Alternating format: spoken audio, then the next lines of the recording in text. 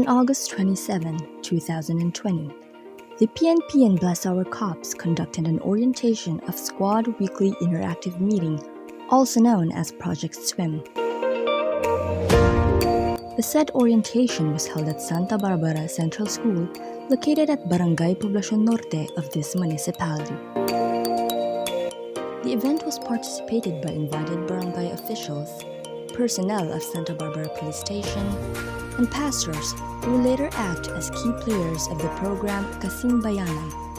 The activity aims to enlighten the participants of the concept of swim, as well as the importance of their respective responsibilities in the implementation of the program.